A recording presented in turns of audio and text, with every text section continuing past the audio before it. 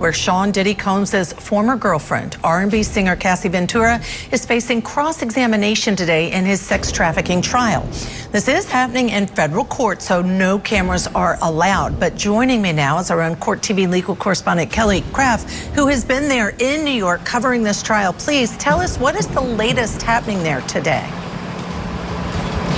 Good afternoon to you, Judge Ashley. Something interesting that has been taking place inside the courthouse here is defense counsel started to read a lot of the communications that were taking place between Combs and Cassie Ventura, because when Cassie was being asked to read these exchanges, they were feeling that it was taking a little long. And the judge has made it very clear that defense counsel needs to keep on going because he is hopeful that this witness can be off the stand at the latest on Friday. We'll have to see if that's going to happen.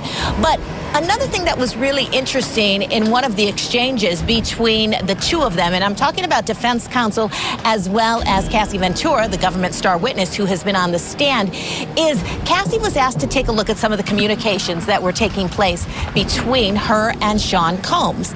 And at one point, Cassie kind of stopped and she said to the judge, is it even important what I feel is relevant at this time?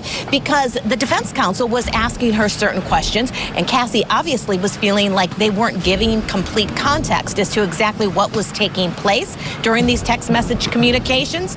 But then defense counsel went to try to explain to her why she felt they were relevant. And this is when she rapid fire a series of questions to Cassie Ventura saying, you testified that you were insanely jealous. Yes. You reacted when you saw pictures of him on social media with other girls. Yes. You were upset because you thought that he was in and you were in a monogamous relationship.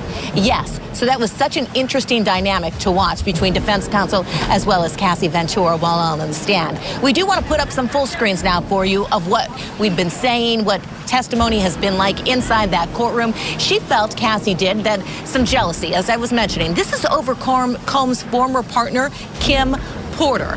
She confirmed that it would upset her when Combs would spend holidays with his family and Porter. Combs and Porter had 3 children together. We can also tell you about... So wait a minute. Kim was going through a lot. She was going through things with Cassie being jealous. Then she was going through things with Diddy being a freak and probably mistreating her. I feel bad for Kim. May God rest Kim's soul. Let's not forget about her. Some other testimony that took place. Defense challenged Ventura's claim that Combs forced her into sex acts and didn't apologize. From a 2009 text when Ventura said she wasn't feeling well after a freak-off, Combs wrote, "Damn, you're sick. I'm sorry. If you're not into it, no worries, no stress." So that's a bit of some of the testimony that was taking place inside the courtroom. Also, Kid Cudi, talking about Kid Cudi as well as Michael B. Jordan. Right when we got out of the courtroom just a short time ago, they were bringing up her new relationship with Michael B. Jordan, which took place when Cassie was saying that she felt that their relationship, her and Sean, had been on a break, and she began to date the actor by the name of Michael B. Jordan. Also talking about Kid Cudi. And how did Sean Combs find out about that relationship? Well, she had a burner phone, and during one of the freak-offs, he was taking a look, though, not at her burner phone, another phone, and that's when Sean Combs discovered that she had a relationship with Kid Cudi. And she said it was scary, things didn't go well after he found out. Defense counsel asked her while she was on the stand, did you feel justified in being unfaithful with Sean Combs when you began that relationship with Kid Cudi, because Sean Combs, was dating other women?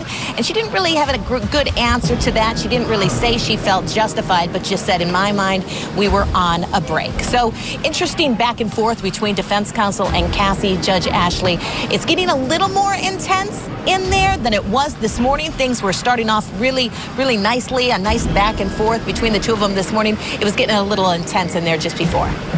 I'm gonna keep it real with y'all, okay? I would be so glad when this case over with. I'm so tired of hearing about the freak off, baby oil, drug, all that other stuff. Like, I am not finna sit here and lie. I do pray that justice do get served to anybody who was in a situation with Diddy. But y'all just comment below, tell me what y'all think about the case so far.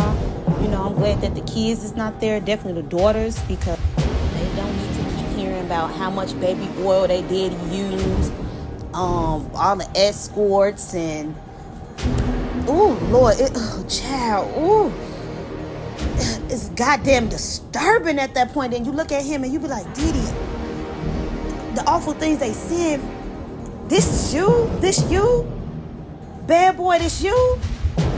So you know what? This what gets me a look. All the artists that were signed to Bad Boy Records, money went on financing freak-offs throughout the years. So everybody who signed to Bad Boy Records, total, Locks, Lil Kim, Biggie, man, we can go on for days making a band. Carl Thomas, baby, it's a lot of y'all. All y'all money, y'all broke. All y'all money financed the freak-offs for over the years. All y'all money went on escorts, baby oil, and all other type of stuff. So y'all broke. Y'all did all that work in the studio. Y'all did worked hard. Now I'm gonna be honest. Y'all bad boys got some hits. All y'all money gone because Puffy spent all the coins on financing freak-offs. Bullshit. That's sad. That's sad. Now that is sad. And let's not forget, rest in peace, Kim Porter.